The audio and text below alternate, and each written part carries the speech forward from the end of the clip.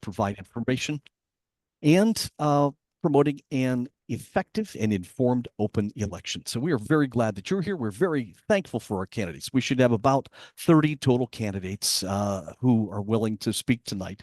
We're very, very happy to have all of them.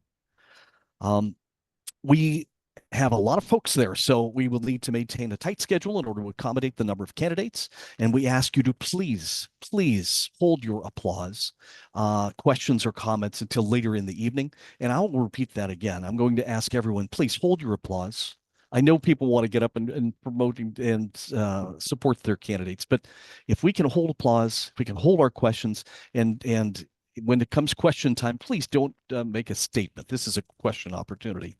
We'll move right along if we can do that. We're going to start with every candidate to briefly share the stage, introduce themselves, do their stump speech with a time limit of 2 minutes, followed by a half hour of questions and answers, then a half hour meet and greet where you in the live venue can interact with the candidates directly. You should have received blank question cards, those of you that are there live, where you can write your questions to the candidates, and they will collect the candidate cards from you in the venue, and they'll be basically stacking them together to ask the questions to the candidates. Any unanswered cards will be distributed to the candidates who can address them later. So let's start by introducing our live hosts. First, Suzanne Taylor, who's president of the Space Coast League of Women Voters. She'll be followed by Veronica Jenkins. You already failed. She'll be followed by Veronica Jenkins from the Central Brevard Branch of the NAACP. And, of course, Karen Houston, the president of the Space Coast Progressive Alliance. These ladies will be shepherding the candidates to the mics and getting us going. So I'm about to hand over the event to those in the live setting. And Suzanne and Veronica, you have the floor. Good evening, everyone. Good evening. We are so appreciative of you being here. And coming up first is Miss Sandy Kennedy, U.S. Congress, Florida 8. Thank you. Hi, everybody. I'm Sandy Kennedy, and I'm running for Congress. As you know, Bill Posey is retiring, so I'm in this race to win it this time. And as many of you know, the theme of my campaign is competency, as well as issues. I've got 14 major issues and a lot more solutions on my website than any other candidate is pushing or thinking about. So starting with that, I'm a Florida attorney. I'm a native Floridian, and I've been an attorney for 30 years. I'm board certified in construction law, which involves complex litigation, which is not a small practice. It's involves 50 to 100 attorneys in each case at a time, a lot of complex issues. And I also have a degree in political science. So why am I running on a theme of competency? It's because that is what people look for higher office. And we do have a lot of independents in our district, and they believe that it's more important to have someone who's competent than someone who's Democrat or Republican. That's the reason for their beliefs. And if we, as Democrats, are going to pull across Republicans to vote on our side, in our favor, vote for us, we're going to have to convince them that we're the most competent candidate out there, and the one that will also do the most for them as people, protecting their rights, and also protect our space industry and our military complex. So I'm asking you to vote for me as the most competent candidate and the one most likely to win the general election. Thank you. And next we have no clapping. Thanks. It's okay. It's okay. Next we have Dan McDowell for Florida District 8. Thank you, everyone. Is this on? Yes. Okay. Thank you, everyone. Good to be here today. My name is Dan McDowell. I am originally from Chicago, and I am transplanted here in Florida about 14 years ago. I am a councilman from West Melbourne. I am also a delegate, which, by the way, today, through your elections, I am a elected delegate to the DNC, and I voted officially for Harris today. So no clapping, but anyway, silent clap there. So thank you for that. And then most importantly, I am a candidate for congressional race Florida 8. And I am about being pro-choice, pro-labor, and pro-now. I am about affordability. When it comes to affordability, I'm talking about making it affordable so we can get under control this insurance fiasco, as well as the rents, and make groceries affordable again. I'm also about gun control, putting back red flag laws back in place, checking, doing background checks, and putting the assault weapons ban back in place. And then finally, I'm about the environment. And yes, you did a great job with those petitions. Several of you wanted me to sign it, so that's great. I also have been endorsed and supported by the Brevard Federation of Teachers, the Electric Workers Union, as well as the Environmental Caucus and several other caucuses. I am here to say that I want your and need your vote in this primary. It's very important that I be your choice, and hopefully you'll read up about me, danmcdowell.com, and thank you. Hi, and we welcome in now Vance Aarons from the Florida Senate, District 19. Good evening. My name is Vance Aarons. I'm running for Florida Senate District 19, which is most of Brevard County. I am a native Floridian. After high school, I joined the Navy, served as a corpsman. After that, in about 96 was when I actually first moved to the Palm Bay area. Did start a family. I moved away, but then of course came back. I am running as the Democrat candidate for state Senate because in the number of times I've gone up to Tallahassee over the past few years, I've seen a system that's broken. And I want to be accountable to the people of our county. You are my boss. You are the one who is supposed to tell me what to do. I am soundly pro-choice. I believe that every person has a right to choose their own health care. I have been endorsed by the Democratic Environmental Caucus and have a strong supporter of our environment. I believe that is key tied with our out of control insurance rates. So working on one is the only way to help the other. I am open to discussion with everybody from the county because I want to represent all of you. Once again, my name is Vance Aarons. I'm running for state Senate. If you want to find more information on me, my website is pretty easy. It's advance with 2 Ds, ADD Vance for Florida.com. Thank you. Thank you. Next up is Chuck Sheridan, also for District 9 State Senator race. Hi, my name is Chuck Sheridan, and I'm running for Senate District 19. For you that don't know this, Senate District 19 is a brand new district. It's for the first time in the history of Florida, it represents only Brevard County. It is not a multi-county senatorial district like we've had in the past. So I think this county is different. We're as different from Orange County as Silicon Valley is from Napa Valley. And we need somebody that knows the history here. And we're one that's space anomaly away from a collapse in our economy, especially the way we've been giving away tax abatements.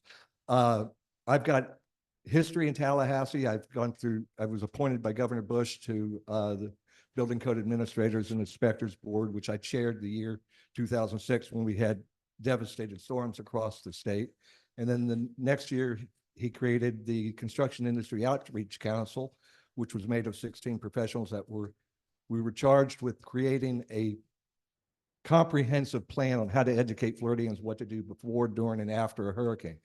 And in our plan, our homeowners insurance rates should have dropped because we've rebuilt our homes better and stronger than they were prior to Hurricane Andrew. The codes after that, we kept improving them and improving them. The reason our rates are so high is because FIGA, Florida Insurance Guarantee Association, does not guarantee your insurance company if it goes bankrupt. They buy insurance from AGA, a national company. And I did some research and found out that the fires in Hawaii raised their premiums to the different states more than the hurricanes have in the last 20 years here in Florida. So, the Indian River Lagoon is very dear and near to my heart, and I've been researching it. I found that when President Kennedy acquired the land for NASA. He put in there that, oh, I gotta stop. Okay, I'll be glad to talk to you afterwards. Thank you very much. We welcome now Ms. JoAnne Terry from the Florida House of Representatives, District 31. Yes, hello. My name is JoAnne Terry, and I am the Democratic candidate for Florida House District 31. I am a retired satellite systems engineer. I've lived here in the Satellite Beach area for a little more than 20 years now. Like a lot of people, I am very concerned about the extreme legislation that's come out of Tallahassee the last few years, from the 6-week abortion ban to being able to carry a concealed weapon without a permit, and so many more. They seem to be focusing on these divisive culture war issues instead of solving the real problems that affect our everyday lives.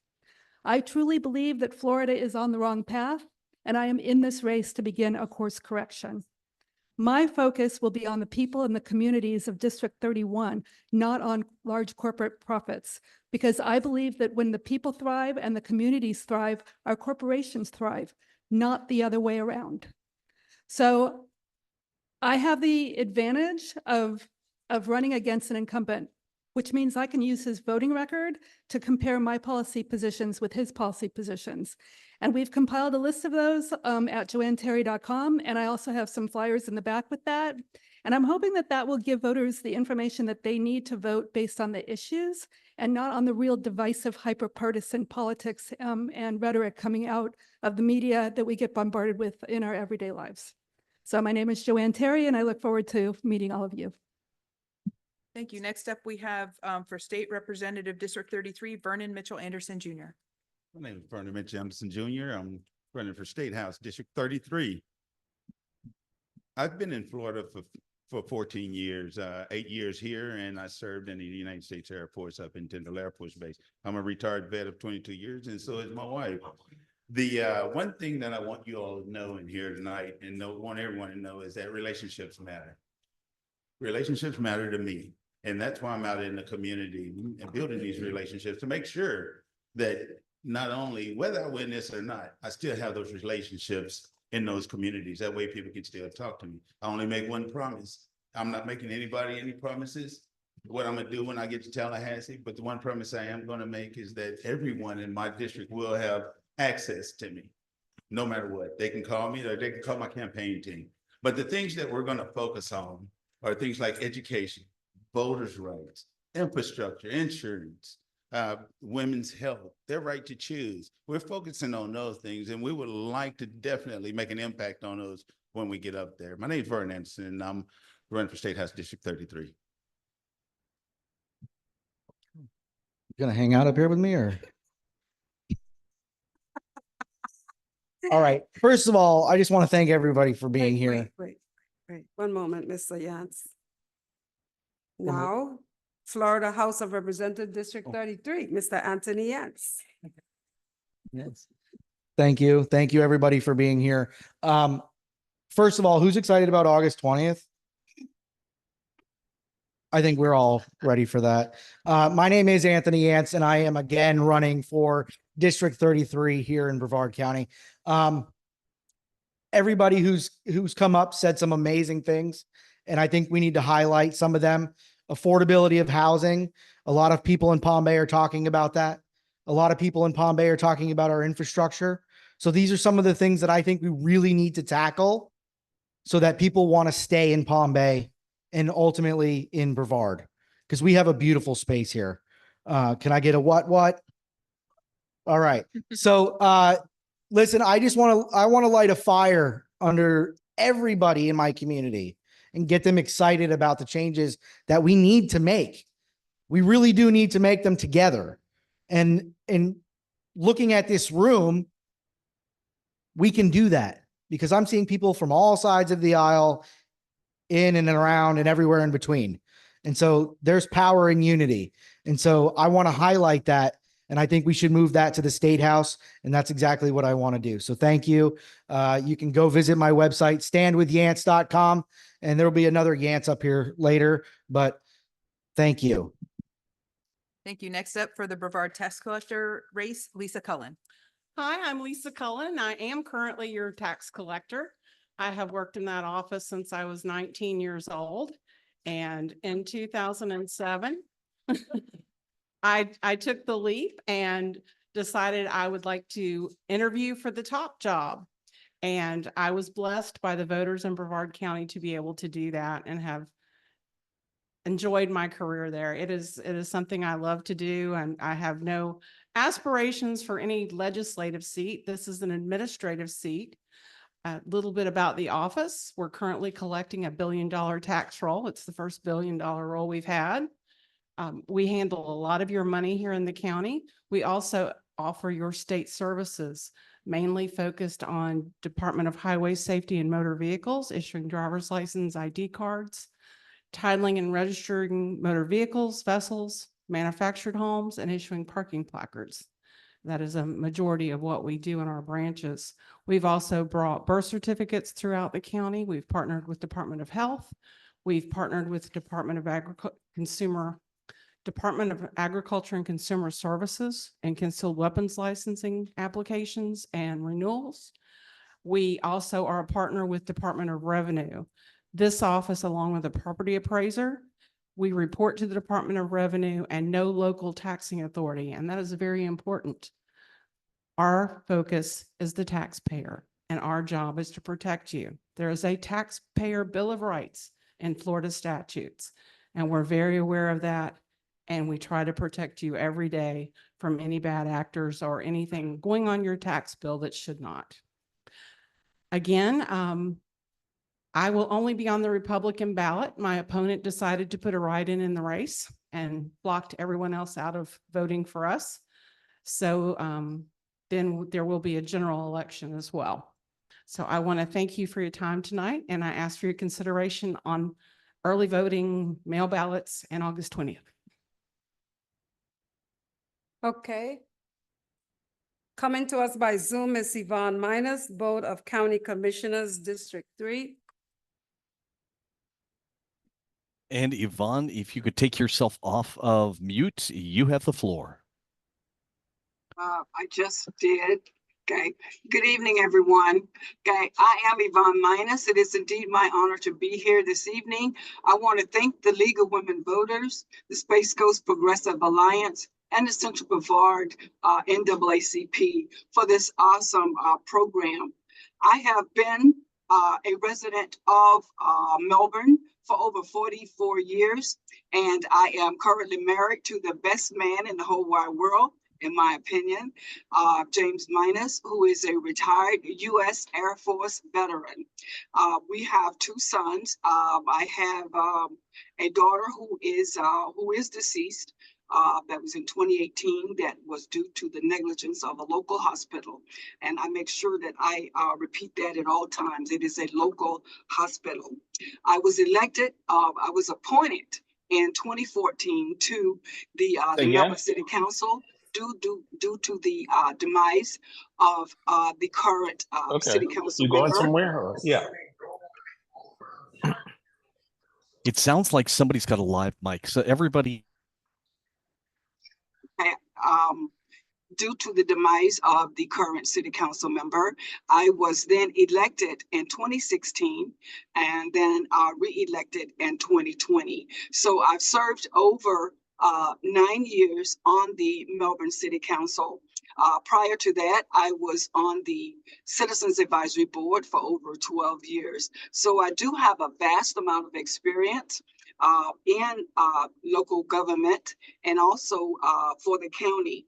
I've served on several boards for Brevard County, the Brevard Commission on Aging, Brevard County CDBG Board, Brevard, the Space Coast, the TPO, the Florida League of Cities, the Metro Planning Organization, and many others, to include the Florida Black Caucus of local elected officials.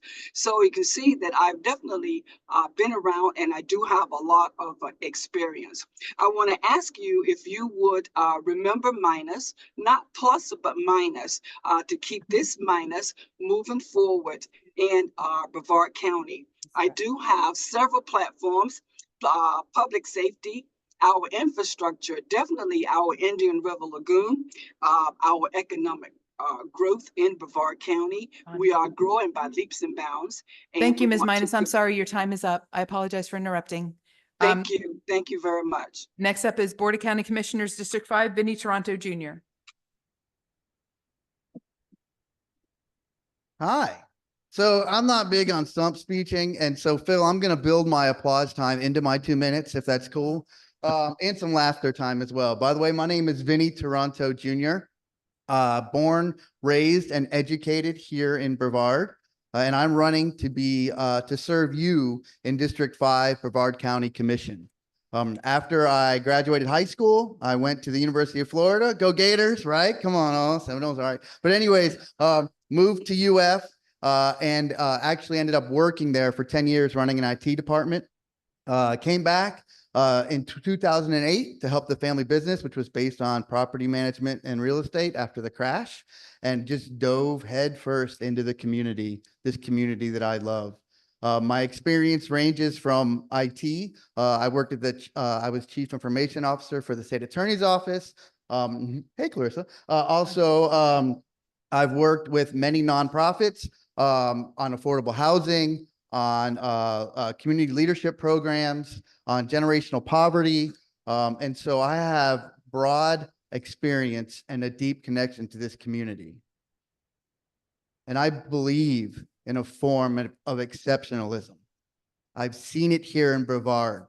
And whether you are trying to put food on your plate or on 1,000 people's plates, I see you, I honor you, and I want to serve you.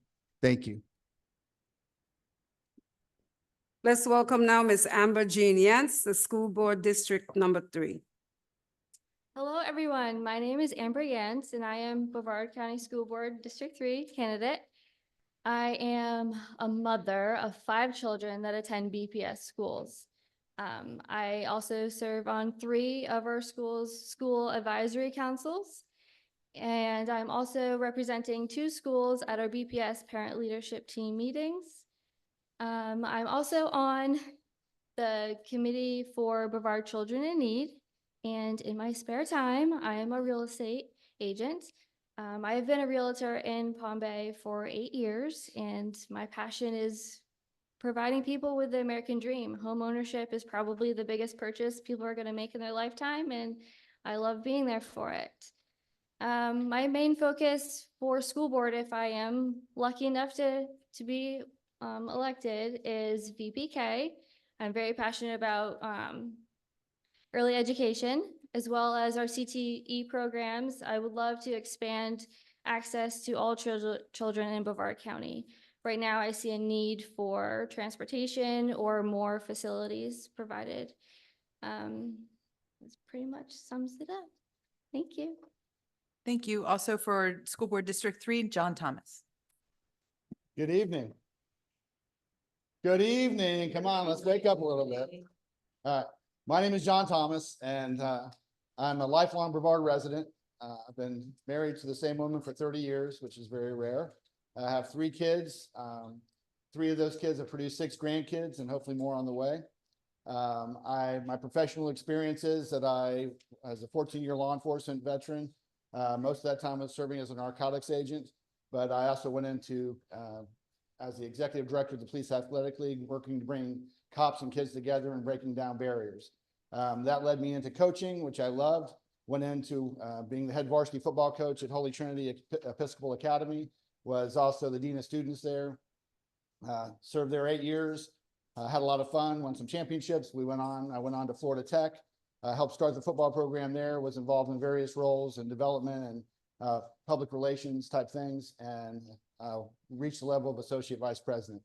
I also served 2 terms on the Melbourne City Council, partly with Yvonne, who was my girl. And we had a great time, did a really good job, and really enjoyed it. And now I am currently the CEO of the Home Builders and Contractors Association. So the reason why I'm running is because of my grandkids and because I have a vested interest in this community. First and foremost, I want to bring everybody together. And I think we've been too polarized, too political, especially when it comes to our schools. So I want to bring people together. I want people to know that I have an open door. You know, whether I listen to all of a solution from somebody or take a part of it, I want everybody to know that they have a voice. And that's important because I don't think everybody feels like they have a voice right now. I want to focus on early childhood education. I want to focus on bringing teacher pay up and retaining our teachers, and also improving our CTE program. Those are the three main things. There's a list of other things that we need to address, or I'd like to have a hand in addressing, but those are the main things. I've been endorsed by the Teachers Union, the Brevard Federation of Teachers, and I'm stopping. So have a good night. Thank you. Thank you. Next up for School Board District 4, Keith Schechter. Keith Schechter. I am currently endorsed by my wife, my daughter, my two sisters, and my mom. I am a very passionate educator.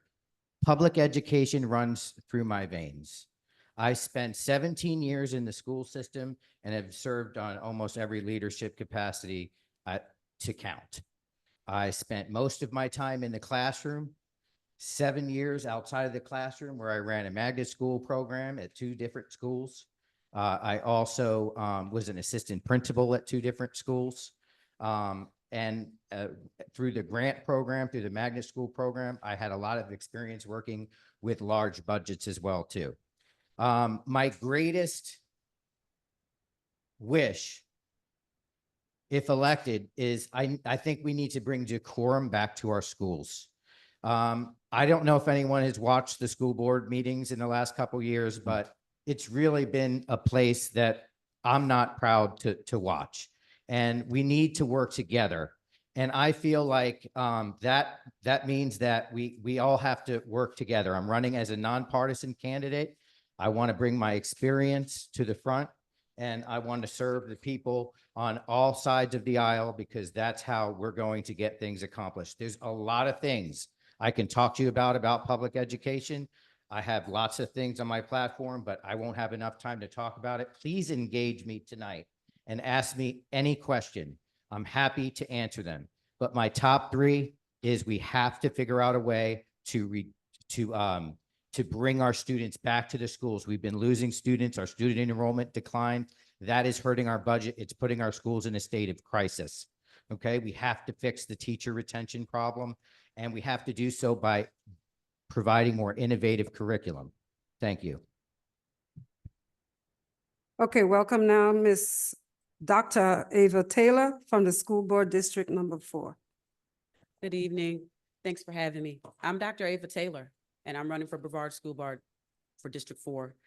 I'm originally from Syracuse, New York, and I have a bachelor's in psychology, a master's in counseling, and a PhD in general psych. But I'm here because I'm active duty in the United States Navy, where I've been serving for almost 18 years. And my why, unfortunately, is my son was the one that was hazed at Vieira High School on the football team. And the transparency, the lack of transparency, and how they dealt with that situation, not just with my situation with my son, but I've seen it with other situations that the school board has dealt with. That's what prompted me to turn my advocacy into action. I'm not one of those people that just sit down around and complain and talk to people who are not going to help me solve a problem.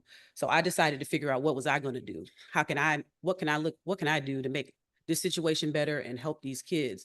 So I decided that I used to go to those school board meetings, but I wasn't consistent. So I ensured that I went there now. I go to all the school board meetings unless they're at 9:30 in the morning when I'm at the work.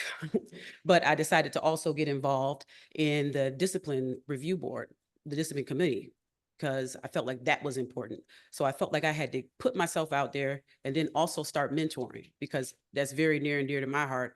And I thought, if I can do something and look at me first before I decide to try to point fingers and do other things. But in that, I found that there were so many other things plaguing Brevard public schools. I mean, you talk about teacher pay, you can talk about so many things. The number one thing that we always have to focus on is student achievement. We keep that going. But I'm not going to talk about all the bad things that are going on in Brevard public schools, because I'm pretty sure we've all seen the news. And in addition to that lack of decorum, I think we do have to focus on that, the transparency. And what I want to talk about is also safety. All right. And moving to the judicial races, we have for Group 17, Andrea Fant. Hello, I'm Andrea Fant, running for Circuit Court Judge in our 18th Judicial Circuit. That includes all of Brevard and all of Seminole County. I was born and raised in Melbourne. I've been an attorney for over 14 years. Throughout my career, I have gained family, civil, and criminal experience. What motivated me to run is for the past 5 years of my career, I've been assistant public defender. And I've been going into the courtroom every day, fighting for my clients' constitutional rights and doing what I can for my clients, but feeling that the system as a whole wasn't improving. And I was going increasingly frustrated with the vicious cycle that we had created in our system. Specifically, one of the areas that's concerning to me is how we address drug addiction in our judicial system. Too often in my experience, I felt like we were using incarceration to address the issue, as opposed to utilizing our resources for inpatient rehab. So provided the circumstances in the law will allow, I want us to use our resources more to address those underlying issues. And I'm running on experience. As I mentioned to you before, I have criminal law experience. And I'm not saying this to disparage my opponent in any way, but I am the only one in this race that has criminal law experience. I am the only one in this race that has jury trial experience. And why is that important? Because at the circuit level, we are talking about felonies, the most egregious of crimes, homicide, burglary, drug trafficking, cases that could land someone in prison for the rest of their natural life on one side. And on the other side, you have victims, people who have been harmed or even killed. And I'm the only one that has the experience in that. So I'm running on experience and I'm running on fairness. I believe that as a judge, my sentence would fit the crime. And I have the experience to look at the circumstances, apply the law, and have a fair sentence. So I am asking for you to vote for me on August 20th, Andrea Fant, Circuit Court Judge. All right, we have this Circuit Judge, Group 17, Kristen Smith Rodriguez. Good evening, everyone. My name is Kristen Smith Rodriguez, and I'm running for Circuit Judge. A little bit about me on a personal level. I live up in Titusville with my husband. We've been together 18 years. He serves the community as a firefighter for Orange County Fire Rescue. And I've been licensed as an attorney since 2010. I worked for a couple different firms, and then I decided to start my own firm. And I started my own firm in Titusville, and I loved it. I love representing all the people. Titusville was relatively underserved at that time by way of family law attorneys, and I had a wonderful, thriving practice that I really enjoyed. However, I closed that practice down in 2019 to take the job that I have now as a general magistrate. I've always wanted to be a judge, but I always understood the importance of gaining experience prior to taking this opportunity to run for judge. And so I closed my practice to become a general magistrate, which is an attorney that's hired by the state of Florida to alleviate the caseload in the circuit division. So I am presiding over, right now, over the last 5.5 years, I've been presiding over family cases, mental health cases, and substance abuse cases under the Baker Act and the Marchman Act. So for 5 years, I have been doing what we call a quasi-judicial job, incredibly similar work to that of a judge. I have a courtroom, I have a docket. It's my responsibility to move that docket through our system by seeing who's on it, what services they need from the court. Do they need a hearing? Do they need a trial? Do they need mediation? Do they need outside resources? It is then my job to preside over the case, rule on evidentiary objections, read the law, apply the law, write a ruling, wash and repeat the next day. And so I've been doing that for the last 5.5 years. I'm also a member of my Kiwanis Club of Titusville, where we have served one child, one community at a time. And I'm also serving on the city Board of Adjustments and Appeals for the city of Titusville. I'm in a couple of legal organizations to make sure that we always get information and resources out to our attorneys and judges so that they can make a greater impact on our public who deserve the best. And the circuit court also hears criminal cases, family cases, adoption cases, and civil cases. Thank you. And for County Court Judge Group 6, Clarissa Harrell. Thank you. Good evening. I'm Clarissa Harrell. I'm one of 3 candidates for the position of County Court Judge Group 6. I have 31 years of trial attorney experience in the courtrooms of Brevard County, and my experience is very diverse trial experience.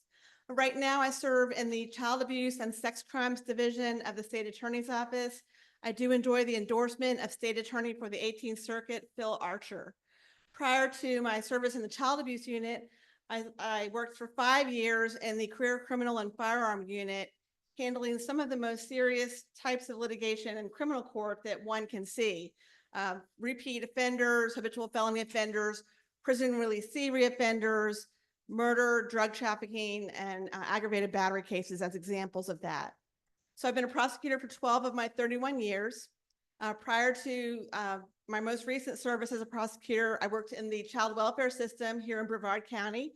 I represented children who had been suffering abuse and neglect as a guardian ad litem attorney, and then I transitioned over to Children's Legal Services, doing litigation for the Department of Children and Families in the courtroom every day, which has been my whole career, in the courtroom every day.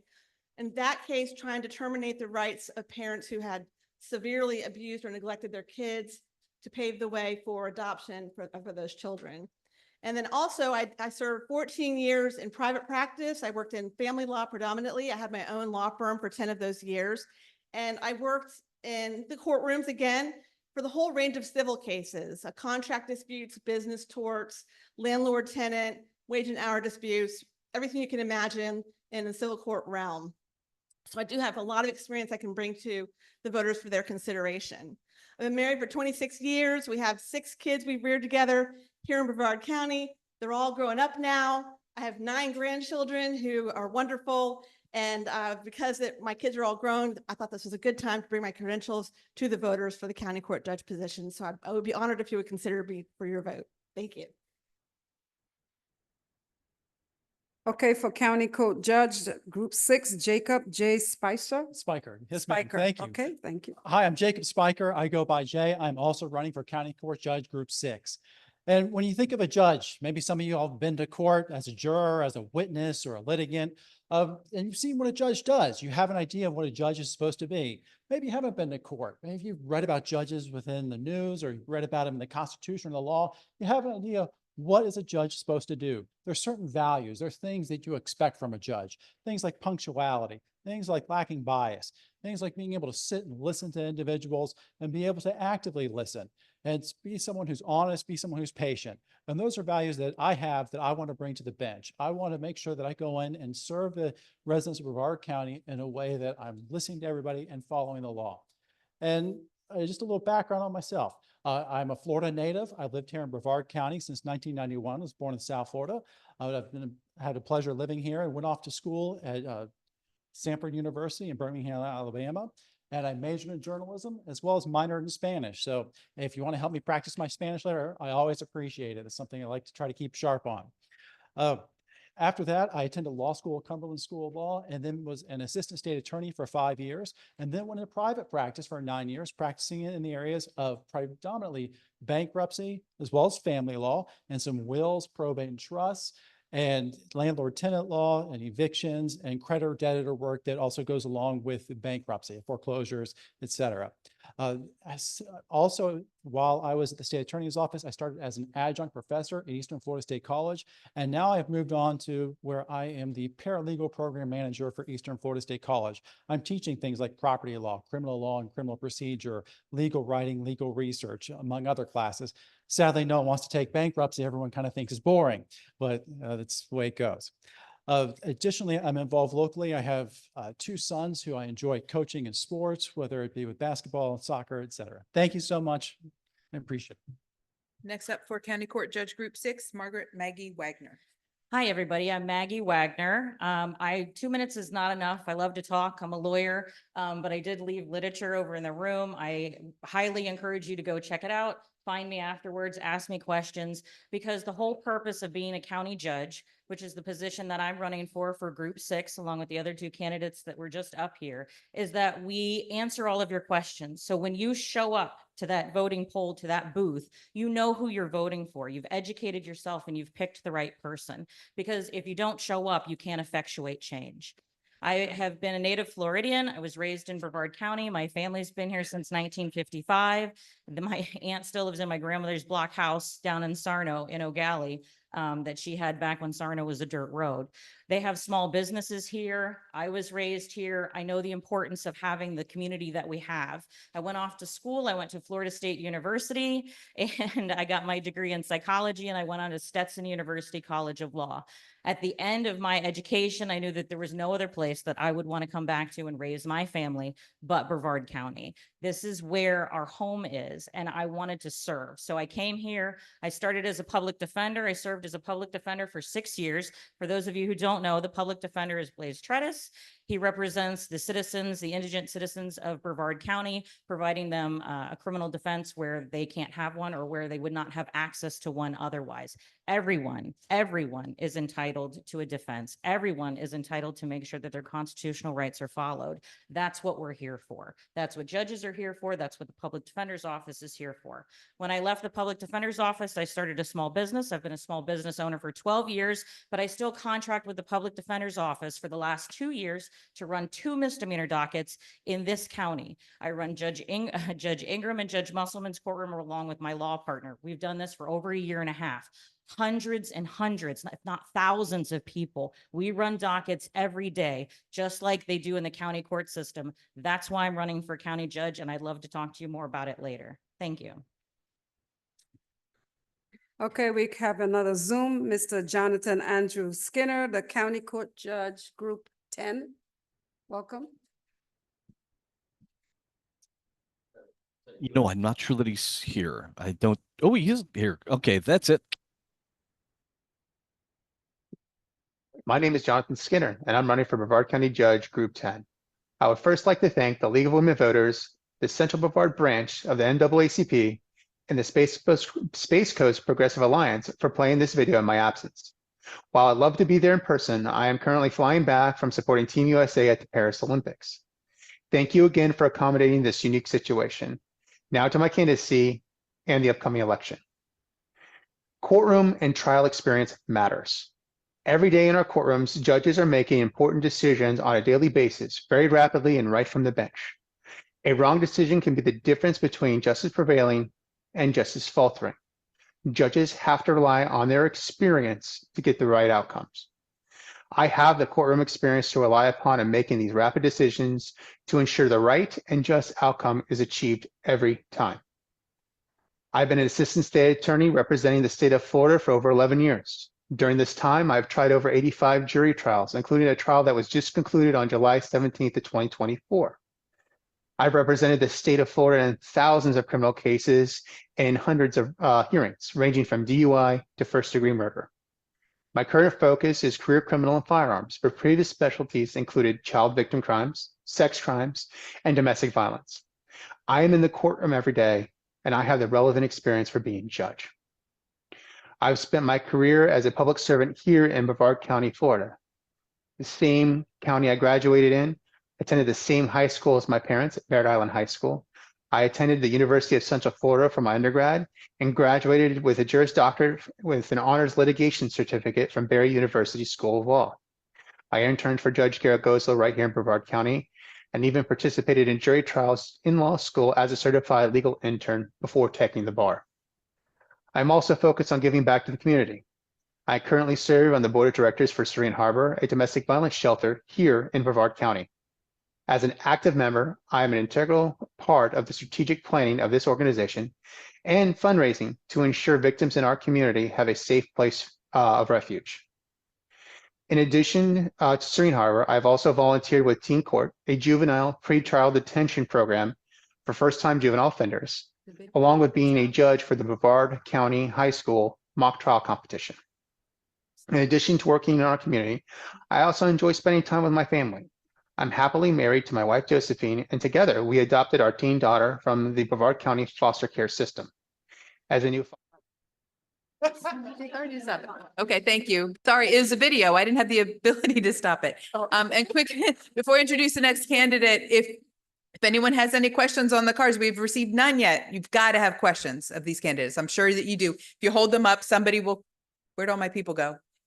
There she is. Somebody will come and get it and bring it up. Thank you. Next, we're moving to City of Cocoa City Council, District 3, Patricia Weeks. Good evening. I know you know my name because I'm a walking billboard these days. I live in the city of Cocoa. Now, let me ask you, how many of you here live in the city of Cocoa? Awesome, wonderful. How many of you said I would never live in the city of Cocoa? Thank you. As a 20-year realtor, I'm sick and tired of hearing from people who moved to Brevard County, show me anywhere but the city of Cocoa. And I've served on the Board of Adjustment for the city of Cocoa for the last 5 years, which got me interested in running. I'm also past president of Space Coast Association of Realtors and been involved in all kinds of things. But Cocoa is a wonderful city. It has so much to offer, and I want to see us be a positive community, get it out there. How many of you know that we have a 350-acre conservation area right in the middle of Cocoa? Wow, that's wonderful. Do you know there's not a single sign anywhere that tells you we have that? Nowhere. There's not a parking lot. There is, but you have to drive through a community and there's no sign outside the community to tell you it's back there.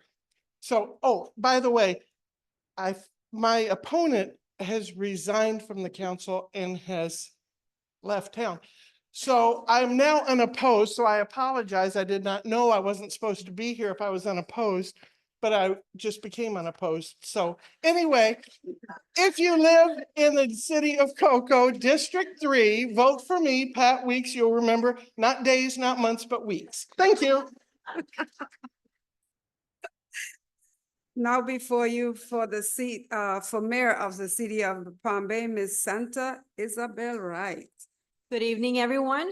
My name is Santa Isabel Wright, and I am running for the city of Palm Bay mayor. I've been in the city of Palm Bay since 2005. I am currently the president of the Florida Hispanic Chamber of Commerce. We are the first state chamber in Brevard County. We are very blessed to also have a nonprofit organization called United Coalition Council, which partners with DCF. So we are very excited that we have brought this to the city of Palm Bay. I've lived in Palm Bay, like I said, since 2005. I decided to run because we have had an ineffective mayor for the past 4 years. I think that a person who's running for office cannot have a conflict of interest by working for a sitting congressman. And as your mayor, I will make sure that that changes going forward. We need to have different laws passed so that that doesn't happen again. There is a conflict of interest that for the past 4 years, we have had no money coming into our city in order to do the things that our city demands. Currently, city council is trying to raise our taxes. I banned that altogether. We need to look at that budget. Our police department does not need an additional $12 million to function. We do not live in a high crime area, regardless of what people might think about the compound. The compound needs to be looked at and needs to be properly taken care of. My suggestion has been, and I have put it forward in city council, is to make that a park. Partner with the current owners and have quad runners and people enjoy that location. We need a downtown. We need to audit all our departments, and we definitely need to look at the expenses, and we need to stop the growth as it is right now. We don't need any more coffee shops. We don't need any more car washes, and we definitely don't need any more. Okay, I'm done. Thank you so much. I hope I can count on you. My name is Santa Wright. I'm running for mayor of Palm Bay. Next, City of Palm Bay City Council, seat number 3, Eileen Mary Sepp. Hi, I'm Eileen Sepp. I'm running for seat 3. It's a very contested race. I'm the oldest and the only woman running for that seat. We haven't had a woman on the council in a really long time, I think 9 years at least. I've been living in Palm Bay for over 33 years. My experience is I had my own business, a consulting business, where I worked from Fortune 500 companies all the way down to not-for-profits.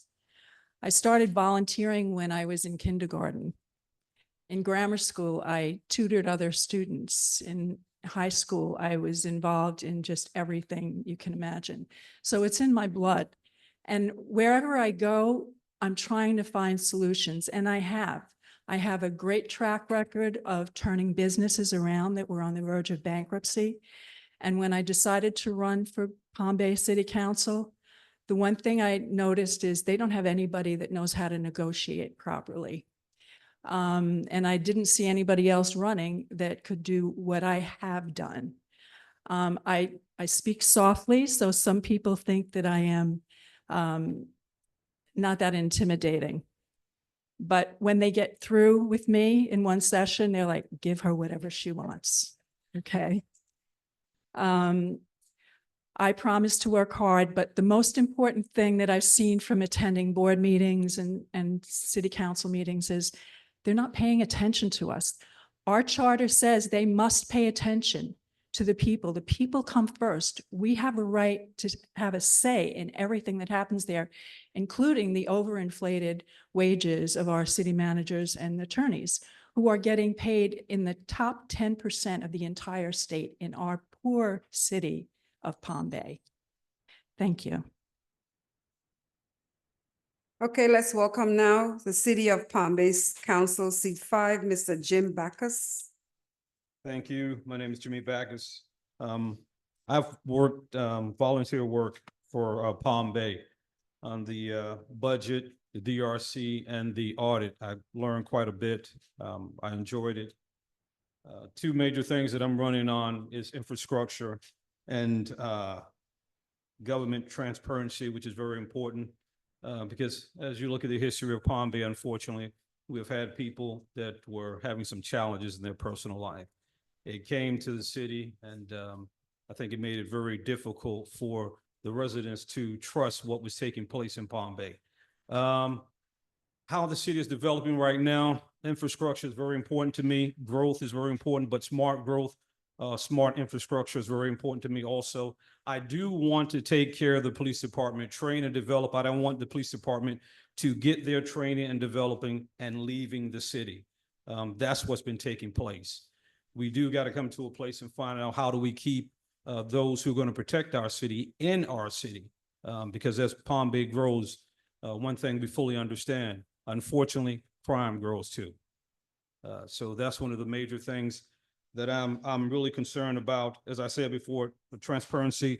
If we got to do background checks on those who are running for office, which is a very important thing, so we can weed out those who are wanting to make a long-term place in Palm Bay. I moved down Palm Bay back in 2019. I love it here. This is retirement for me. You all might be saying this guy's too young. I made some good choices in my life, me and my wife down here. So this is it for me right here. Palm Bay is it. I looked at other places for them, but I love Palm Bay. It's hot, but I love it. As I said before, my name is Jimmy Backus. I would like you all vote. Thank you. Thank you. Next for City of Palm Bay, City Council seat 5, Paul Galbraith. Yep. Galbraith, the second. Yes, number 2. Wow, what a room. You guys, I'm shocked we got this filled. I'm so excited. I'm going to keep it quick.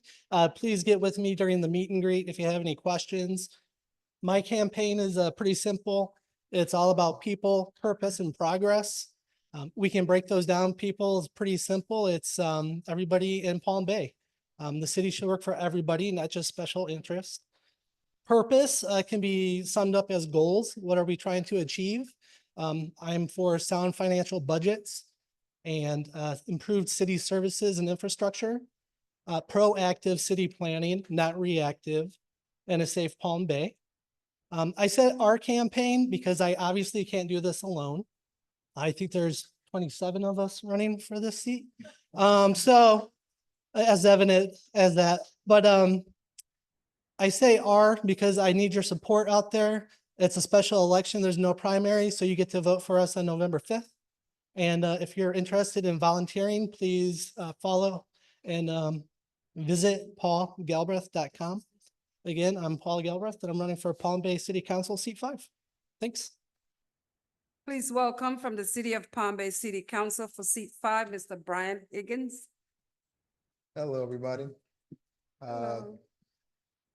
As she said, my name is Brian Higgins, and I'm running for Palm Bay City Council, seat 5. I got involved in this race because I've been in Palm Bay since the age of 12. I've got to see it grow from the best kept secret in Brevard County to the explosive city it is now. However, I think we're kind of growing a little bit in the wrong direction. We're really heavily residential. We're building lots of houses. There's a lot of residential development going on and not a lot of focus on commercial development. I haven't heard much from the other candidates and our city council about what can be done in that area. We're the largest city in Brevard County by population and land, and yet we're the only city without a downtown. There's really nowhere in our city for people to have a good time, so to speak. We live in Palm Bay, which is why it's referred to as a bedroom community, but we don't play in Palm Bay, we don't spend money in Palm Bay, and that's not a really good long-term plan financially for us. We've got a vote coming up. I think it's actually happening today. There's a council meeting where residential property taxes are set to spike, and it's because of the unbalanced portfolio we have where there's not a lot of commercial tax that we can rely on. So I'd like to highlight that area a lot more. As a business owner in Palm Bay, I do residential roofing and commercial project management. I think we can put a lot more focus on our commercial growth and supporting small businesses in Palm Bay. Thank you. Thank you. Moving to City of Titusville Mayor race, Vicky Joyce Conklin. Hello, I'm only called Vicky Joyce by my mom when she's mad at me. Otherwise, I'm Vicky. Everybody knows me as Vicky. And I appreciate everyone being here tonight. It's so important to understand the candidates, and I applaud the way that they've set this up. It's so much nicer than just having a table and waiting for people to come around. Thank you so much. So I am asking for the vote for mayor of Titusville. I have experience as an elected official. I was actually the mayor in Wentzville, Missouri, the Show Me State, for 4 terms, and an alderman for 3 terms before that.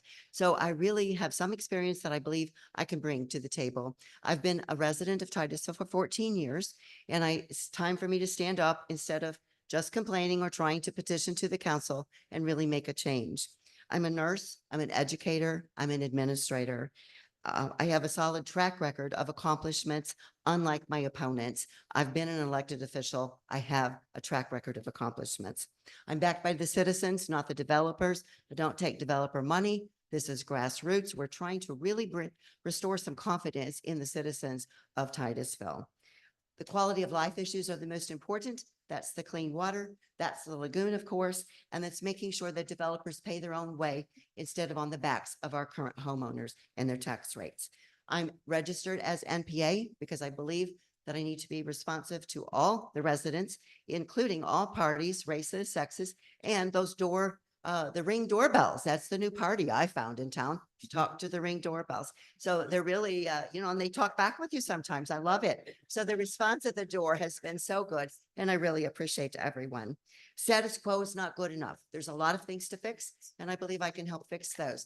Vicky Conklin, August 20th, first on the ballot, only female on the ballot for this race. I need 50% +1, and I appreciate your vote. Thank you. Turning it back for a moment to Phil. Phil, we have some questions here. I have actually a quick question for you. I know that Hazel Bugs for the city of mayor for the a candidate for the city of Melbourne mayor race is on Zoom. Can we go to her? Absolutely. Dr. Bugs, are you available? If you could take yourself off of mute. Thank you so much, Phil. I really appreciate you noticing. I was waiting patiently. First of all, good evening. And let me first thank the Space Coast Progressive Alliance, along with the League of Women Voters and the Central Brevard NAACP for this invitation to speak briefly with you about my desire to become the next mayor of Melbourne. In the 2020 general election, with 4 candidates in the race, including myself, I ran for mayor of Melbourne and received 28%. That's over 11,400 votes of the citizens' votes. And I was endorsed by the Florida Today newspaper. I came in second. However, I believe now is another opportunity for those voters who believed in me at that time to do it again with an increase in voters to win this election. My educational experience started out in Boston, Massachusetts at Northeastern University. And upon moving back to Melbourne in 1984, I continued at Brevard Community College and later transferred to Lighthouse Bible College, where I received a Master of Theology degree. And because of my many years of 40+ community and professional service, I later received an honorary doctorate of divinity. I am presently a professional realtor, etiquette consultant, associate minister, a Sunday school teacher, assistant treasurer of the South Brevard NAACP and life member, and presently the president of the Friends of Dr. Martin Luther King Jr. Library. I have formerly served on the Melbourne Downtown Redevelopment Advisory Board for over 10 years and the Community Action Board to the Brevard County Commissioners. My campaign for mayor is grounded in my vision and commitment to creating a safe, progressive, and inclusive city. My platform focuses on 10 concerns: community safety and progress, senior citizens, public engagement, environmental stewardship, infrastructure, support for small businesses, homeless and affordable housing needs, job training and employment, crime prevention, and economic development. Ms. Buggs, I'm sorry, I need to stop you there. Your time is up. Thank you very My much. goodness. You're welcome. Thank you. Phil, I'm ready to ask questions when you tell me. Excellent. If we've completed all of our candidate stump speeches, then I think it's time to go ahead and ask if anyone on the Zoom has a question. The way that you ask questions on a Zoom is you look for the little marker that says reactions and click that, raise your hand, and we will call you. We'll try to get our questions in here off of Zoom as quickly as we can, and then we're going to go to answering the questions there at the venue.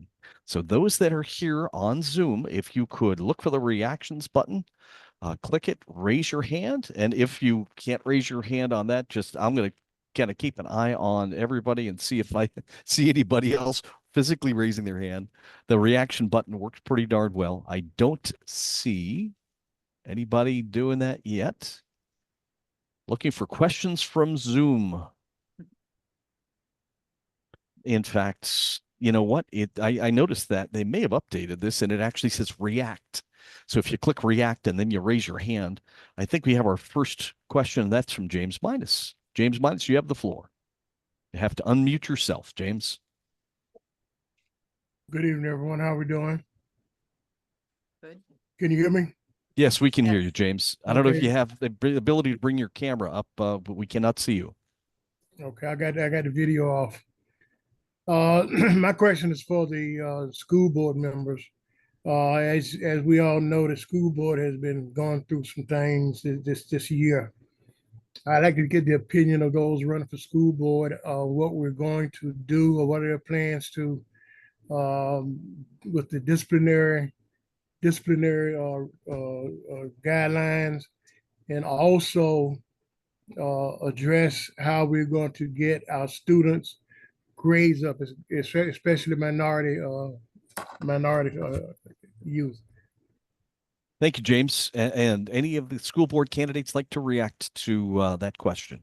We have two microphones, so two at a time can come up. We have Dr. Taylor and Mr. Schachter coming to the podium, and followed by Ms. Yantz after them. And I'd like to remind anybody else that's on the Zoom, you can click the little react button, raise your hand, and we'll call on you. And then followed by Mr. Thomas. We'll start with Mr. Schachter. All right, so I'll first answer the first part of the question, and this has to do with discipline. It has been presented to the public that it's been restored, when in fact it has not.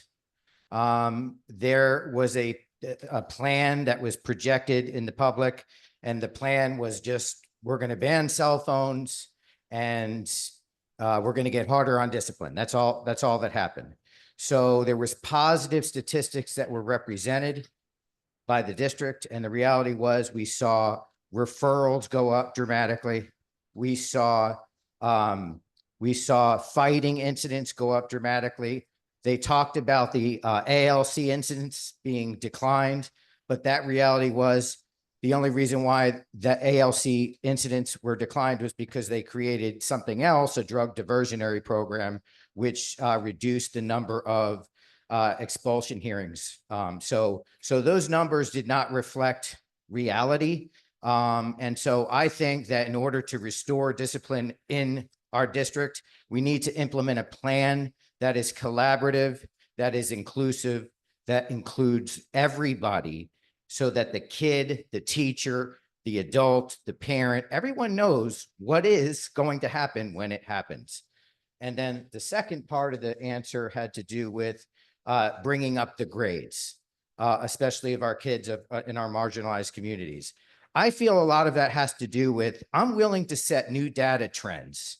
I'm tired of giving the kids that struggle more of what they've struggled in.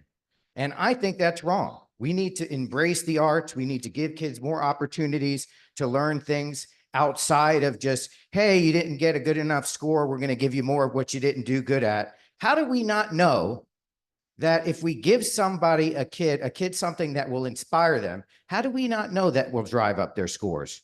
Thank you. Thank you, Mr. Schechter. Next, Dr. Taylor. In reference to the discipline, I mean, the statement that was put out in the media was discipline is restored. Now, the statement that was put out to the media was that discipline was restored. The last meeting I went to, the community and BIPOC meeting, there was 95,000 referrals. So really, they did make some gains in adjusting the way that the referrals were being processed. And that was really about it. Bullying was up. Now, there did seem to be a link from the data between the chronic incidences of the disciplinary problems and chronic absenteeism. One of the things that I've seen is that they present us with a lot of data at a lot of those meetings, and then there's really not a solution to any of the problems. It's just, you see the trends going up and up and up, and then what do we do with it? So I think that we really do need to focus on, like, what is the root cause analysis of what's going on? If we're not approaching it from that way, if we're going to use the data and present the data, then we got to do something about the data. And I just haven't seen that part. So that is something that I would like to focus on if I'm elected to the school board. And then the second part of the question was, oh, grades. I mean, as you've seen in the news, it's an A district, but there are a lot of students in the marginalized communities that are still struggling. And so even with that, I mean, we really do need a targeted approach to figure out what these students need to bring them up, especially in that reading level. I mean, that's crucial. I mean, and VPK and getting those numbers up and getting those students involved in VPK. I mean, even in those meetings, there are a lot of community members that come and try to help bring solutions, but it's not enough of us at those meetings. So my plea and my ask is, when you see those meetings come up about the community and BIPOC meetings, any disciplinary code of conduct meetings, show up, because we really do need you. Thank you. Mr. Thomas? Thank you. Well, I base my response to the discipline issue on my experience working with kids for generations as a coach. And I can tell you, regardless of ethnicity, background, rich or poor, everybody wants to know the boundaries. Every kid wants to know where their boundaries are. And so what I see is lacking, what I've heard from talking to teachers is they don't oppose, from what I've heard anyways, the current discipline policy is that it's not enforced consistently. And so kids need to know what to expect. And so I think enforcing our current discipline policy, making sure that it's enforced fairly and equitably across all schools is important.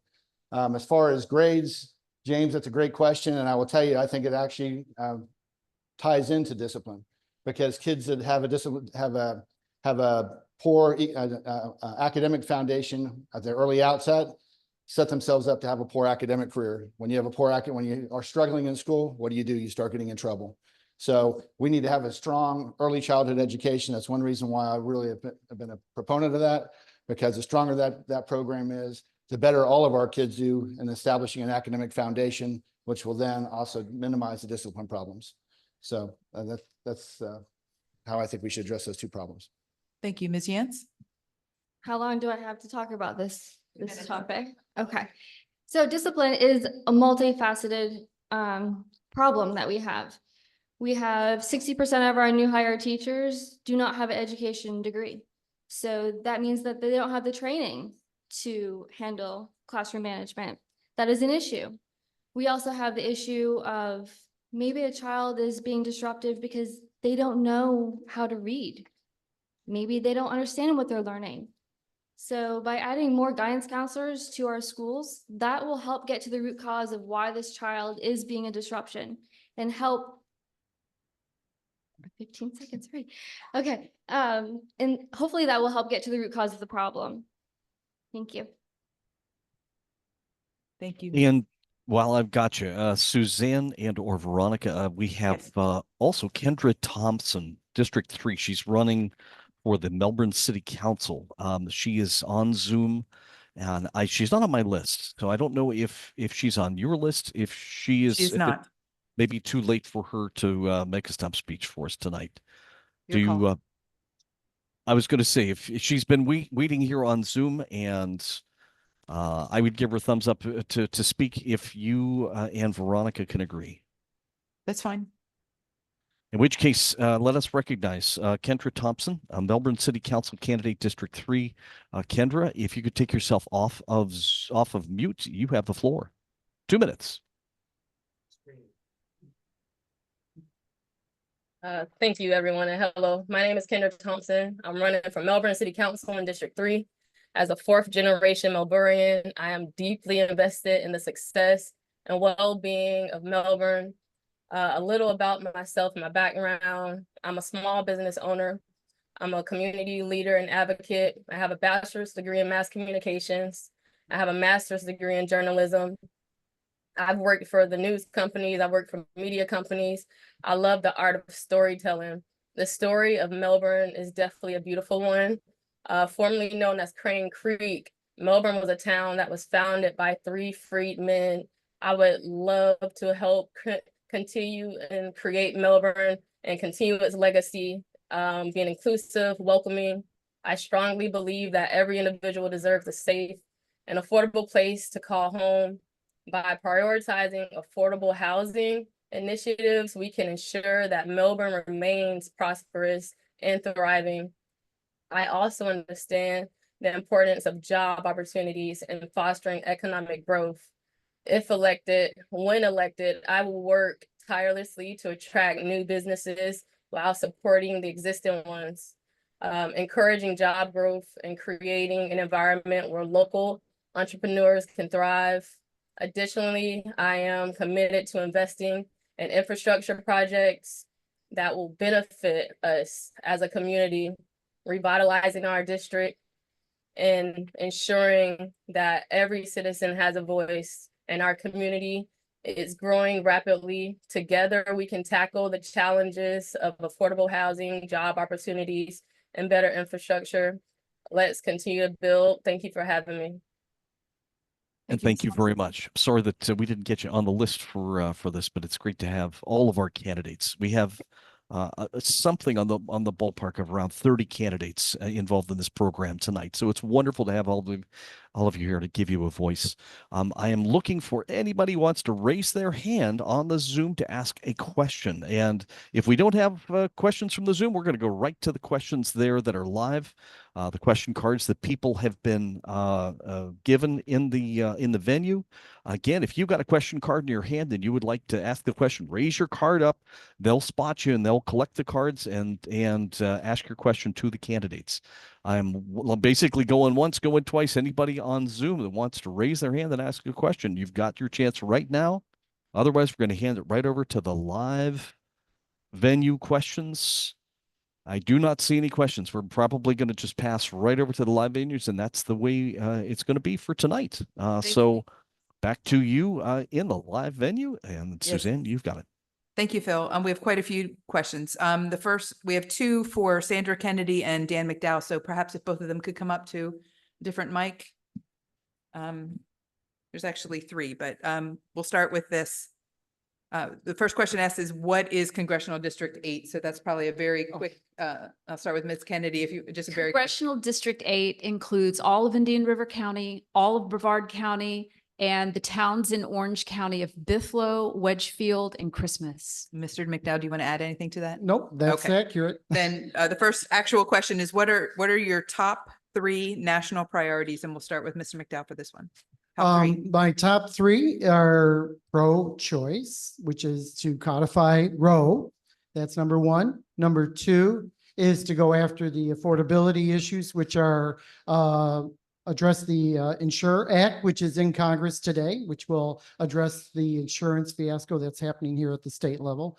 And then the third is to look at the laws around the guns, the sensible gun laws such as PLACA If you haven't followed that, that's back at the congressional level. So those are the three. It would be the pro-choice, affordability, the insurance issues, and saving Social Security, of course. And then third is the gun safety laws. Thank you. Ms. Kennedy, same question. Well, I wish I could squeeze in more than three because I feel like I can get a lot more done than just three issues. But I would agree with reproductive rights and women's rights as a top three issue. It's very important right now. Also, one of my top issues is actually, in order to deal with all the other issues we have to start at the top with fair taxation, taxing that 1%, which is not going to be 99.999% of the people in District 8, wealthy people in the top 1% of taxpayers, to get them to pay their fair share more closer to what they used to pay back in the 80s or the 90s before their tax rate started being lower and lower and lower. If we can restore that money to the tax base, we've got a lot more to take care of veterans, take care of our homeless issues, take care of a lot of issues that we have. And then the third issue would be Social Security. We really need to protect this. There's absolutely no reason why the greatest program in the history of the United States should be financially at risk. It's a very easy fix. Raise the limit, include that upper echelon of taxpayers more so that they are bearing more of the burden. Why should the middle class bear most of the burden of taking care of the less fortunate? It's got to be spread more equitably to other people as well. Thank you both very much. There's one other question, and we'll start with Ms. Kennedy for this one. Are you concerned about the rise of anti-Semitism, and what do you propose to do to combat it? I'm greatly concerned about this. I have been endorsed by the Democratic Party Jewish caucus. I take this very seriously. I've examined a lot of the issues. Also, because my first marriage was to a Jewish man, and my son has been bar mitzvahed. And as an attorney, I deal with a lot of Jewish people. I feel like I know a lot about these issues. There's no reason for us to have to choose between giving aid to Gaza and helping Israel. We need to help resolve this crisis. And I think this anti-Semitism is something that has existed throughout history for a very, very long time. It's nothing new. I think that resolving the crisis between Gaza and Israel is going to help a lot in tamping things down. And beyond that, I have a lot of ideas. You don't have a question. Ms. Rosado, can you please remain? And Mr. Dow, you can exit. Oh, he has the same question? I'm sorry. No, that's all right. Thank you. Well, I'll make it really simple. I am, if you look at danmcdowell.com and you can see my history, I am very much a people person, and I am also fighting for marginalized communities. Hard stop. Marginalized communities, all people. So I do believe that very strongly that we need to support all people. And you can look at my danmcdowell.com to see where I've been for the last 10 years. Thank you. I think now I can go. Yes. Okay, thank you. So, Ms. Rosado, you remain? You have a question? That's not Ms. Rosado. That's so? No. There's a question for Tatiana Rosado, who is not able to make it tonight. It's City of Palm Bay. Oh, okay. So, Ms. Wright. Yes, ma'am. Come on up.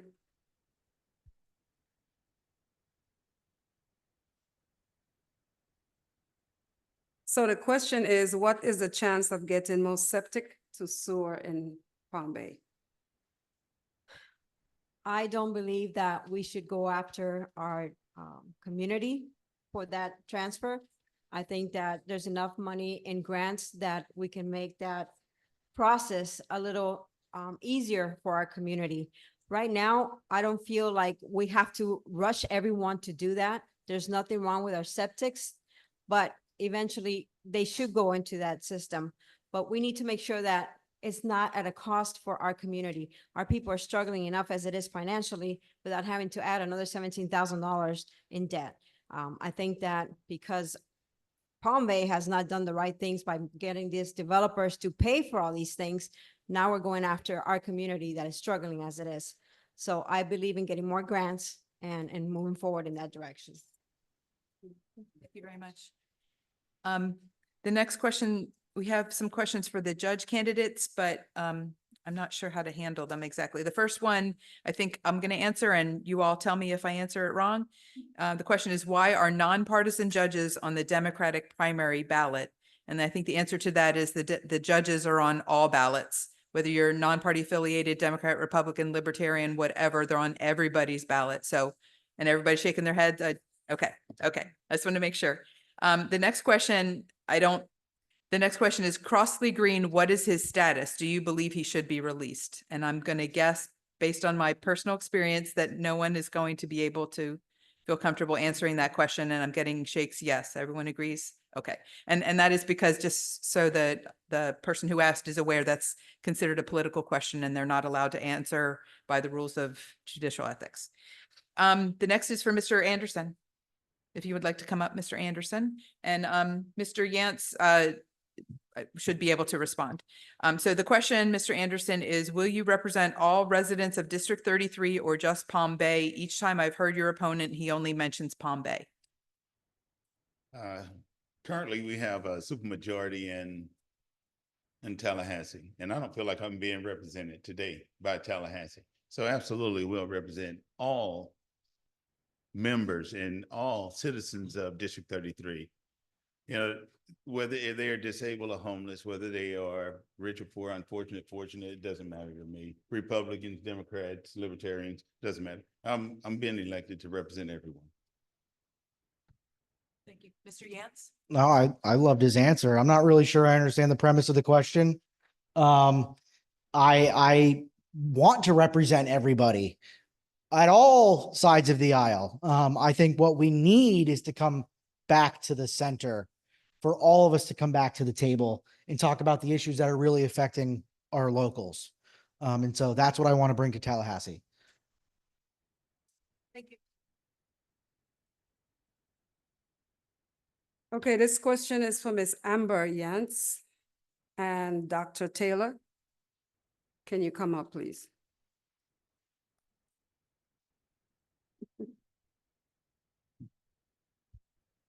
Okay, Ms. Yantz, your question is, what is your plan for transportation to school?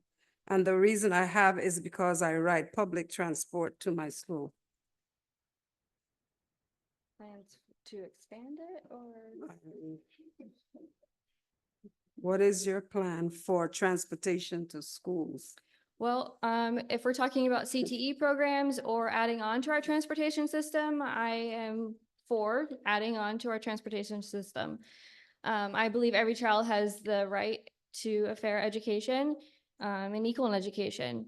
So if a child wants to go to a certain program that's not available in their area, they should have transportation provided to them. They should not be reliant on their parents, especially in today's world. Many parents have to work several jobs just to make the mortgage payment.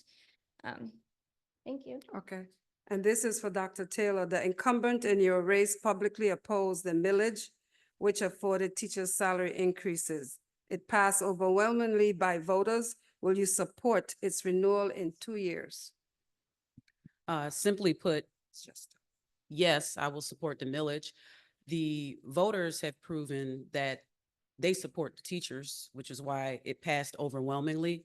And I think the voters deserve a person who will support them, who will support the teachers as well. My opponent has had 8 years to support the teachers, and Florida, as people know, is 50 out of 51 in teacher pay, and then Brevard County is at the bottom. So I think for me, yes, the answer simply put is yes, I will support the millage. So don't go. Can all the school board candidates come up, please? Oh, that's a separate question. Who else? Where's Ms. Yantz? Ms. Yantz? Okay. So we this answered is the the question. For This is a okay. question. What is the status of the Brevard public school book ban, and is there hope of its removal? Am I first on that one?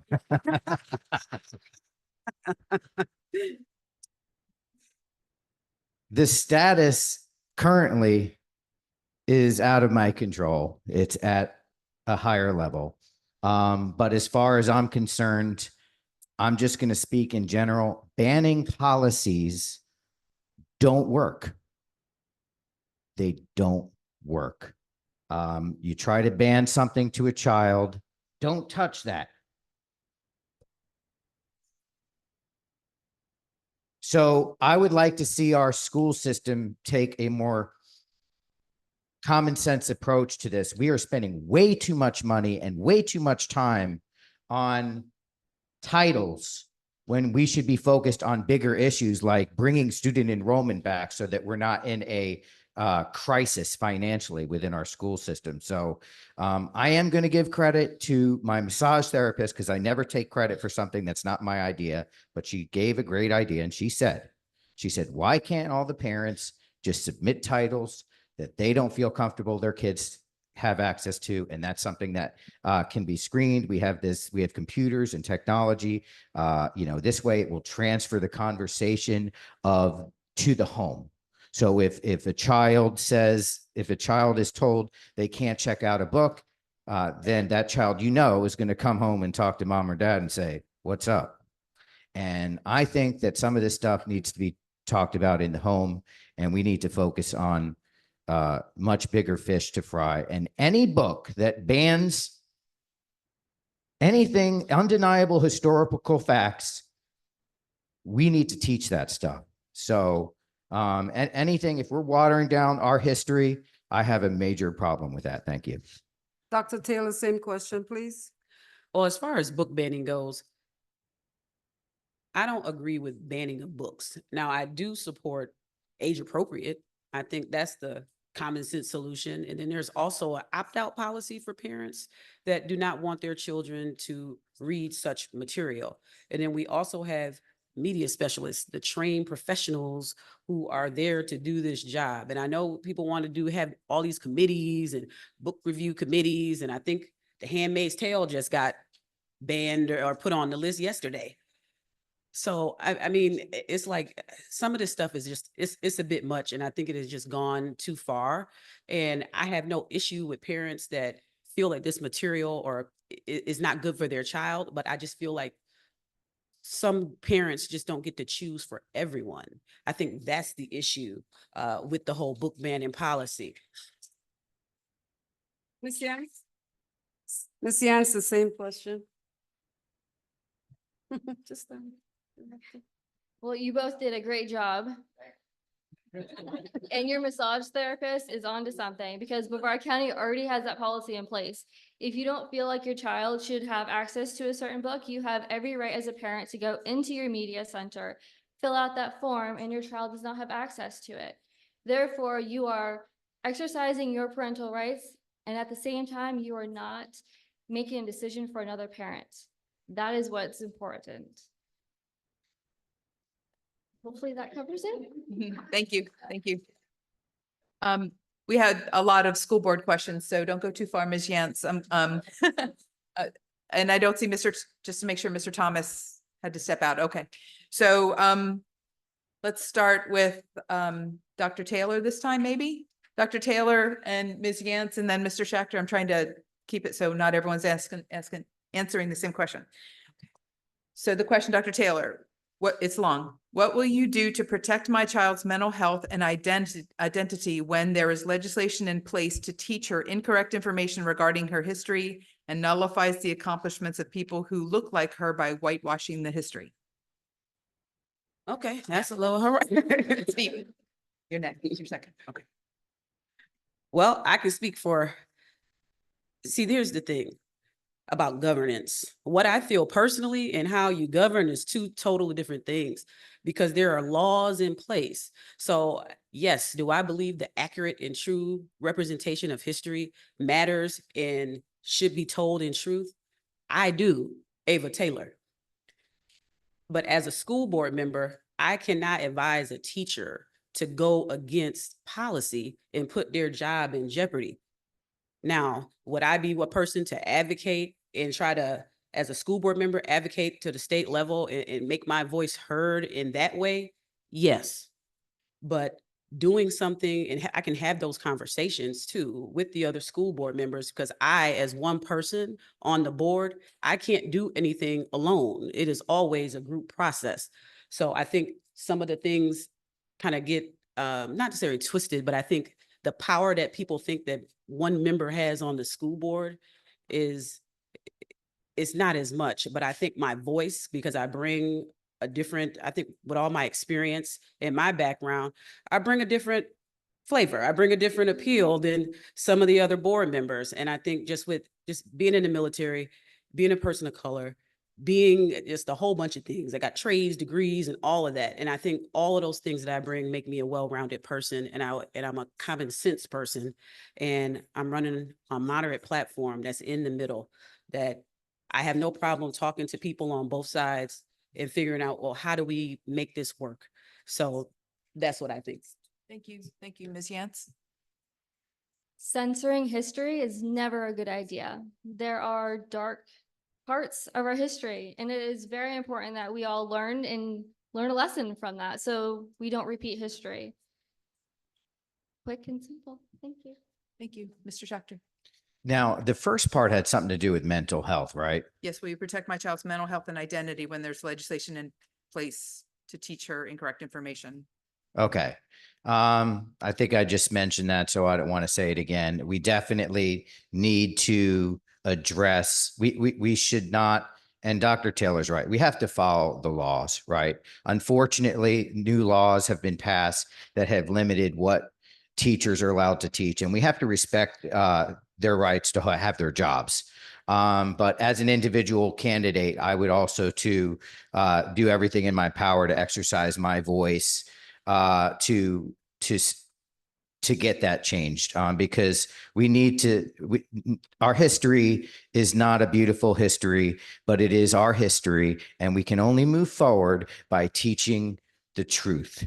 And so that's important. As far as mental health is concerned, I feel like as a school district and in general, we're failing miserably at addressing that, failing on our faces. And the reason why is because we're a reactive system. Our school system reacts to things. There's a school shooting, so we're spending money on fortifying our schools. We're spending money on gates. We're spending money on bulletproof glass. We're spending money on pressing buttons so you could get in. We're spending all this money on contractors to make sure that our school appears safe. But once you get inside those walls, do the kids feel safe? And I would argue no. And the reason why is we don't have enough resources, human resources for those kids. Those kids don't have enough guidance counselors. I am a former administrator and teacher. I spent lots of years in the school system. I had to take guidance counselors and ask them to cover classes or have them administer tests. And when we have a struggling kid who's got a mental health issue, where are we going to send them? So we need to fix the human resources inside our schools and being proactive, not reactive. Thank you. Thank you, sir. This is our last question. Ms. Terry, come on up. Mr. Anderson, come on up. Anthony Yantz, come on up. And Vince Ahrens, come on up. Question is for all. Does anyone have a solution for homelessness in Brevard to reduce the problem and deal with it?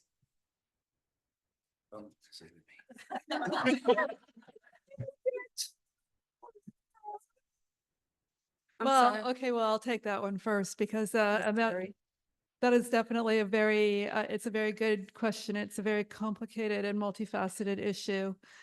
I think that there isn't just a single solution. There's a lot of solutions. And part of it starts with a lot of the organizations here that struggle, that are underfunded with resources, not just monetary resources, but people resources and real estate resources to actually be able to put together transition programs and homes. You know, my understanding is Brevard County does actually have a family homeless shelter at this point in time. And so we definitely need to get the shelters in place, because here's the thing with homeless people, is that a lot of them, I would say probably the majority of them, can be reintegrated very successfully, but they need that hand up to do it. They need a fresh set of clothes. They need a shower. They need access to job opportunities. And they can't just be left out on the street and have people say, well, it's their own fault and they can, I could make it, they can make it, it's their choice. I hear that way too often. So I think we need a consolidated effort, get all of the groups together and fully fund those efforts to get people off the street. Making homelessness illegal, just saying, oh, it's illegal now to sleep on the streets. That's not a solution. That's a punishment. That's basically, going back to it's your own fault and we shouldn't have to help you. And that doesn't help anybody in the community or in the state. Thank you. Homeless do not belong in jail. I can tell you that up front. That's not going to fix the issue. But there's 3 words that will fix the issue: funding, and more funding. That's the only way we can do it. We need to build these shelters. We need to also make sure that we have a place to put them, have a place to send them, when we find them on the street. And the one thing that once we fix this homelessness issue, we have to understand that homelessness is healthcare as well. And a lot of people don't understand that we have 2 pieces to fix here in this whole matter, but we need the funding in order to fix the issue. Mr. Yantz? No, I love it. So everybody's absolutely right. Funding is key. I would also like to see our municipalities get creative. All over our country, we see programs that maybe turn older buildings into satellite service centers. Okay, let's not think about this as one giant, beautiful building in one location. I think our municipalities need to look at older buildings and be like, I think this would be a great spot to have a smaller center, more services, funding, creativity. Making it illegal is ridiculous. That's a control issue thing. We're never going to change their minds on that. Let's work on solutions that really matter. Ms. Aaron? From a statewide level, looking at homelessness is something that belongs with the communities. So from a statewide level, we need to support our local communities. There's been a history of bully politics where funding has been removed from our local communities, and that needs to stop. We need to look to help our communities. We also need to stop passing rules where communities can't look out for their own citizens. Things like not being able to negotiate what landlords can do with rent and stuff. That being taken away from local communities has been a big problem. Forcing communities to ban people from sleeping on the streets also is not the solution. Working with our communities and being a representative of Brevard County, working with our local cities and our county to help solve these issues, to find out what the resources they need is the way that the state can help. Thank you. You're welcome. Mr. Son? Hi, Chuck Sheridan. How many people in here have visited a homeless camp? Oh, good. It's impressive. They actually have a community, an organized community that works. The problem is they can't afford housing.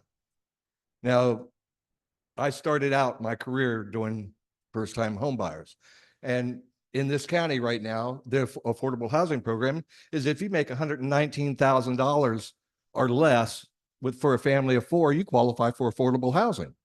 And I'm not sure a lot of people in the homeless camps can afford that or making that. But, there's other ways to create affordable housing. We had in the 90s, I built, God, I don't know how many communities under the affordable housing tax credits, which are kind of a private activity bond that they're long-term, that the investors that buy the bonds don't have to pay profit or pay taxes on the profits they make, but they have to wait a long time. So it's not really money from the taxpayers because that they wouldn't invest the money had we not had the program and the bonds and then create the housing. There's ways to do it rather than tax abatements that put the burden on the people that are existing homeowners. But the homeless camps, they're, you know, they're organized. They need to be addressed though, but they need better places to live and maybe give some facilities to them. Maybe public transportation stop there. Because a lot of them, they're looking out for each other and they really want to get back out into the world, and unfortunate circumstances have kept them there. But thank you very much. Thank you very much. Phil, do you have any other questions on Teams? Because we're at the end of what we choose to answer or ask here. And I'd Nobody rather has, return a few minutes to meet and greet if possible.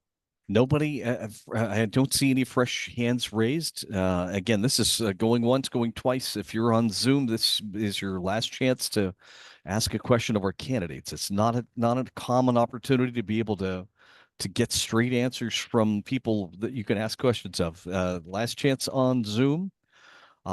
In just a few moments, we're going to be transitioning to the more casual face-to-face opportunity at the venue, and that means that folks on Zoom essentially are going to not have that opportunity directly, because obviously you're not there with the candidates. If anybody from Zoom is not going to be able to stay with us, I'd like to remind you to please join the Space Coast Progressive Alliance for our first Thursday event next month in September, and that will be called Educated We Stand. It's a special program. We're going to have Jennifer Jenkins as our speaker. So if you can't stick around, oh, wait a second. I see James Minus has his hand raised again. We've got another question from James Minus for our candidates. James, if you can unmute yourself. I didn't know if I could ask another question, but sure. To the school board again. Is there anything being done about the kids? Well, dress code is one issue, especially for the young ladies. And the other issue are kids bringing in vaping paraphernalia. And a lot of time that vaping is got THC in it. I've smelled it while I was at Martin Luther King Jr. Library when kids are released. So my issue is vaping and the dress code for young ladies. And if the school board members can come, I think Ms. Yantz would be first up this time. And I think the question was about vaping as well as dress code. And I guess Dr. Taylor second. So dress code, Brevard County already has a dress code policy in place, and our schools, I speak from experience. I have children in their school system, so I get the parent notifications about dress code. So I do know that our schools are implementing them. I'm sure that it's up to every school principal to enforce it, as well as vaping. I have heard stories about vaping. My son goes to high school. I've heard stories about them being hidden in the ceiling tiles, and I know it is a problem. And I know that there's going to be vaping detectors. I've heard wind of that. I'm not sure if that's going to be in all schools, but I would definitely, like to learn more about it. Dr. Taylor. As far as the dress code, dress codes and rules are only as good as who's enforcing them, really. So we can have all of the things that we want, and it's my hope that all of the schools are adhering to those things. Now, as a school board member, what I would do as far as enforcing dress code, I think that's unique to each school. As far as the vaping, like I've heard a lot of the stories about the vaping and you going in the bathroom and it's just kids smoking. So I think because it's such a prevalent thing, I think we may need to try to maybe do some education on the vaping and the effects and what it's going to and the harms that it can do to them, especially when you don't know what you're smoking. You don't know what's in some of these things. So that's where I think my focus would be on the vaping, is trying to get on the front end of it, because they're already doing it. So I think maybe if they understood maybe a little bit more on what they're doing, then maybe they would stop. Thank you. Mr. Schachter.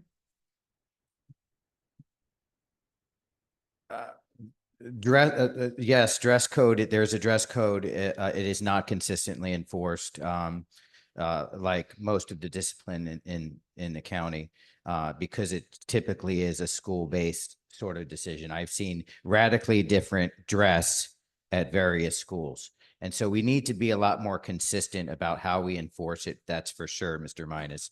But if a school-based decision wants to change the dress code, unfortunately, you can have like a uniform policy, but in order to get a uniform policy passed, I think it requires like 75%, a very high number of people to vote for it. And so that becomes a challenge too. So because it's hard to change and create your own school-based sort of uniform policy, there needs to be a lot more consistency across the board. As far as the vaping is concerned, I was a dean, it wore me out. I mean, when I went to school, if anyone did anything that had THC in it, you smelt it miles down the hall. You had to really be brave to try something like that. Now the kids are smoking vape pens and they can go and it's odorless. So kids are even smoking it inside the classroom. As soon as the teacher turns around, it's really hard to manage. I'm not sure what the answer is for it, but I do know that it is extremely harmful. I do know that it is a problem. I think it's such a problem that that's probably maybe why the school district changed its policy on expelling kids because it's such a problem. But again, that's a reactive decision. I think we need to be more education. So I'm going to have to also agree with Dr. Taylor. We need to focus more on educating folks in regards to that as well. So thank you. Thank you very much. Phil, back to you. I think everyone here is ready to get up and move around if you have no other questions. We have no further questions from the Zoom audience, so it's time for the Hobnob. All right, everybody. Now is the meet and greet time. So hopefully the candidates that remain. Oh, yes, thank you. Good job, everybody. Thank you very much. Thanks, Phil, and everybody else. Thanks so much. And I would like to remind everyone that our event next month, the first Thursday of September, will be Educated We Stand with Jennifer Jenkins. It should be a fantastic event. We look forward to seeing you here. Thank you for